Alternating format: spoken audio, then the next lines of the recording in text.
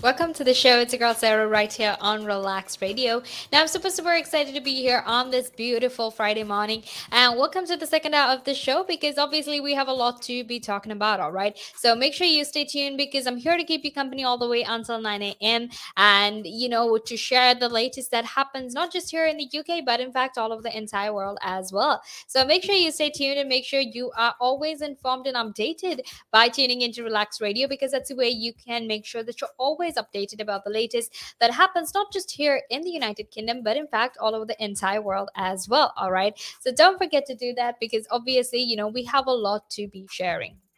Okay, now to actually head back into our conversation, or before we head back into our conversation, I want to very quickly remind you that you can, in fact, be a part of this show. All right, all you need to do is just call me or text me on 07852473473. Share your thoughts with me, share your opinions with me. Let me know what you are thinking. Let me know what let me know what you're thinking. Let me know what you're feeling with regard to whatever it is that we're going to be talking about.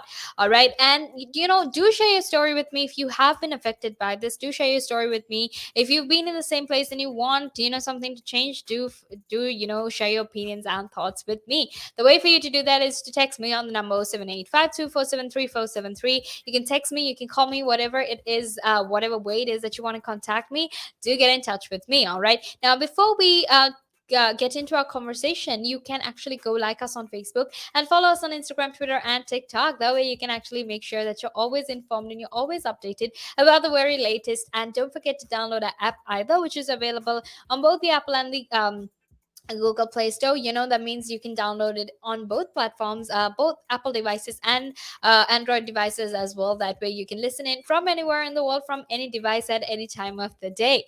All right, now let's actually talk about the fall of the pandemic. All right, now the reason I want to talk about the pandemic, or the reason why the pandemic is actually one of the biggest or the most trending topics that are talked about here in the United Kingdom is obviously because a lot of us downloaded the NHS COVID-19 app, right? Now, if you don't know what this app is, what it essentially does is that it makes sure that you are informed if you've come into contact with someone who either tested positive for COVID, or they were in contact with someone who tested positive for COVID. Now, that's the reason why that app exists. It's essentially to make sure that you're aware, that you're informed, that you're updated about the very latest in terms of COVID-19. All right, now that's why that app was there. However, when we first started using this whole thing, as soon as the pandemic, or as soon as travel restrictions were lifted, rather, or lockdown was lifted, the app started pinging at a really, at an alarming rate, right? And it essentially increased at an alarming rate because it was being pinged so much, right? And it was quite weird because there was in fact a fall in the COVID-19 cases. However, even though there was a fall in the COVID-19 cases, in terms of the ping, in terms of the way the app was being pinged, it was pinged so much that it eventually resulted in shortages in staff, in supermarkets, in other essential services and whatnot.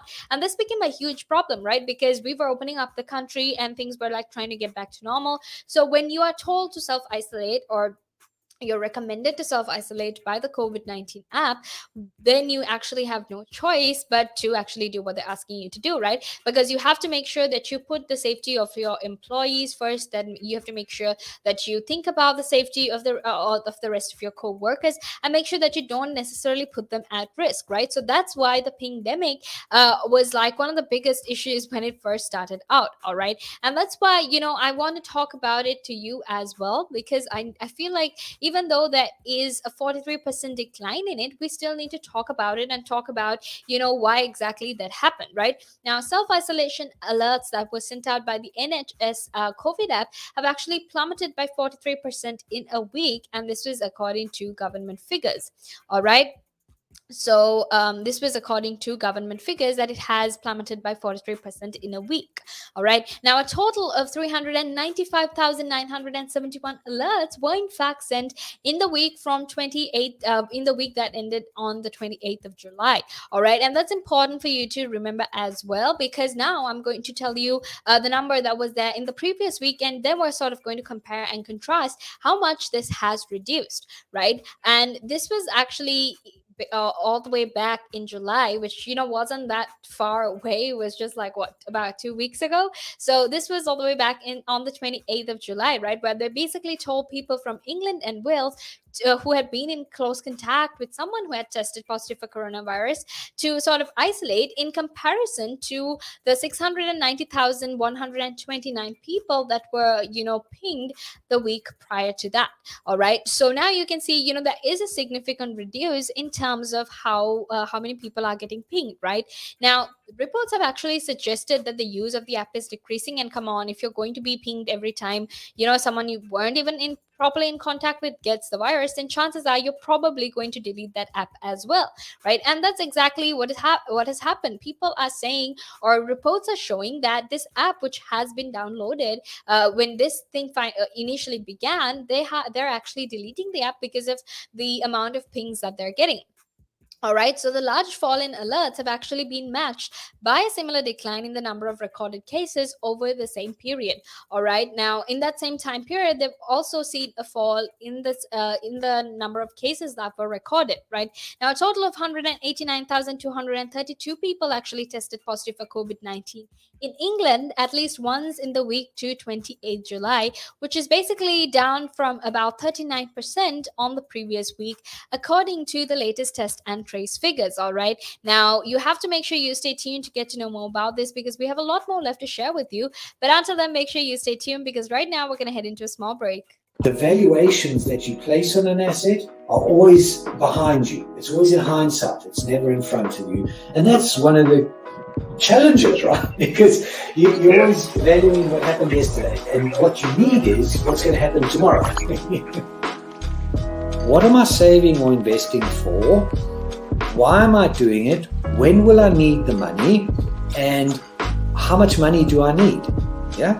So that's quite important, because when you're looking at your net worth, you got to start with saying, well, what do I want my net worth to be, so that there's a goal, and then work backwards. How do I get there? And if I can start with £50 or $50 a week, if I save that every week, and you can go online and use calculators online. I don't have to teach you the maths behind it, but you can say, okay, and if I get a 3% return, and I put this away for how long will it take to reach my goal? And that's called just this basic cash flow projection calculations. And it's what we use in financial planning all the time. What we say to clients is, we say, okay, what is your goal? What is your objective? Where do you want to go to? And we discuss that in a lot of detail and over most of the meeting. And then the rest of it is saying, okay, in your exact circumstances, with your risk profile, with how you feel about investments and pensions and taxes and where you are and who you work with, and your education level or your lack of education, or how involved you want to be. There's a lot of variables that we take into account, and then we say, okay, here's a plan. You start like this, that's great. And then we review it all the time, and we say, okay, we need to increase it, we're on track, we're not, this is what has happened. Because remember, when you're dealing with assets, the valuations that you place on an asset are always behind you. It's always in hindsight. It's never in front of you. And that's one of the challenges, right? Because you're always valuing what happened yesterday, and what you need is what's going to happen tomorrow. So that's a struggle. Yeah. So there are strategies everywhere from £50 a week up to £100 million, and they're different. Right? They range differently from everyone, but and from country to country, to be fair. Different countries have different tax laws, so different vehicles. But from your point of view, at the sort of normal end, I'm not going to call it the low end, because I'm in that boat as well. It's as tax efficient as you can get it. That's where you start. You use all the tax efficiencies, and then you step up into different things.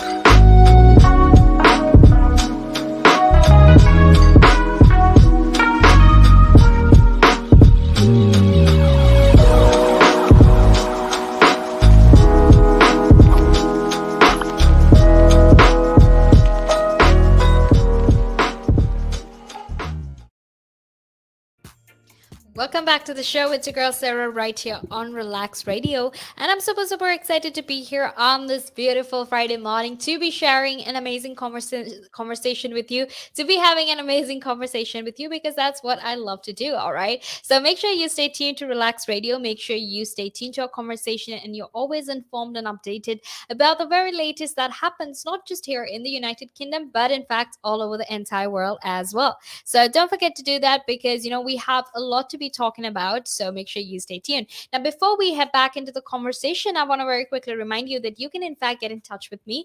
All you need to do is just text me on 07852473473. Share your thoughts with me, share your opinions with me because I want to know what you're thinking, I want to know what you're feeling, and I want to know what your thoughts are with regard to the pandemic. All right. And if you don't know what the pandemic is, don't worry because I'll explain it to you all over again. Now, the pandemic is essentially what we refer to as when you get pinged by the COVID-19 NHS app. If you get pinged by it, we call it the Pingdemic now. It's basically a fun take on the word pandemic.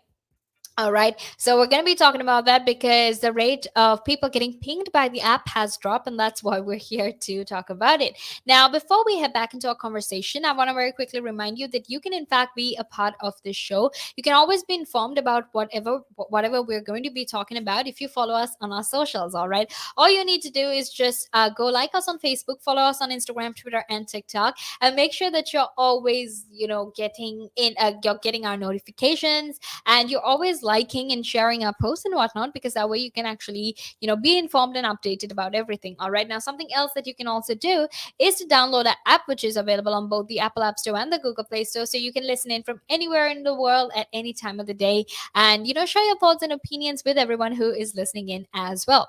All right, so don't forget to do that. But now I want to very quickly get back into the conversation because we need to be talking about these self-isolation alerts and how exactly it has dropped and what that means. All right, so like I said, there is a lot of change, there's a lot of changes that we're currently going through, especially in terms of the pings that we're getting, and also how travel restrictions have changed all over the country. People are now allowed to travel much more than they used to, and the lockdown was lifted, so that means with all of that there is in fact a little bit of a risk, not necessarily a little bit, but there is in fact somewhat of a risk, right? And the reason I'm telling you this is because I want to make sure you understand that even though we have a good vaccination drive happening here in the United Kingdom, even though a significant amount of people have been vaccinated, it's still dangerous for us to be going out and traveling and whatnot because the pandemic isn't over, right? And if you were listening in to our conversation yesterday, the conversation between Hiba and I, what we were talking about as well was that a lot of people tend to forget that the pandemic is still there. So they just go out and enjoy and have fun and pretend like the pandemic doesn't exist, which really is not the case. All right. So you still need to make sure you're safe. You still need to make sure that you're taking the necessary steps to, be safe and whatnot. So remember to keep that in mind as well. Now, something I need to tell you is that the number of the downloads that the app has been getting has actually shrunk dramatically since the rule changed, right? Now, a lot of other people have actually deleted it amid the reports of a pandemic of workers across the country being forced to isolate after receiving alerts, and that has in fact affected the supply chains of the economy, right? That is basically what has happened because everyone's getting pinged, which means that they have to self isolate. And what that has also meant is that there have been staff shortages in places like supermarkets or even hospitals in some instances because of how often they come into contact with people who might test positive for COVID or who have tested positive for COVID. Right now, how exactly this works is people are actually pinged by the app if they check into a venue where someone tests positive. All right, and they're also alerted if their phone's Bluetooth function takes a continuous close contact with another app user who is later found to have coronavirus. All right, now Karen Bilimoria, who happens to be the CBI president, said that the fall in alerts was in fact welcome, but businesses were still struggling with self-isolating employees. All right. And that's just, that's just how it is. Even though they welcome the fact that, there is in fact a reduction in alerts, people are still struggling to self-isolate, especially if you are a worker, especially if you're someone who is working, especially if you're someone who is working in essential services, and it's very hard for you to get isolation because you are an essential service. It makes it very, very hard for some of these places to function, right? And even in terms of businesses, in terms of other, places where people are really, really trying to make sure that they are safe, make sure that they're trying to get everything back on track, it makes it very hard when people are getting pinged, right? So it's very important for us to remember that even though these things happen, even though there has been a fall in the amount of pings that we have been getting, we need to still make sure that we stay safe and we are protecting ourselves and taking care of ourselves. All right. Because amending the app was in fact this welcome recognition, but of course, amending the app isn't necessarily going to fix all of those problems that we have, right? So remember to keep that in mind. Remember to make sure think about that as well, because right now, we're going to head into a small break, and after that we will be back to keep talking more about this. So until then, make sure you stay tuned. All right.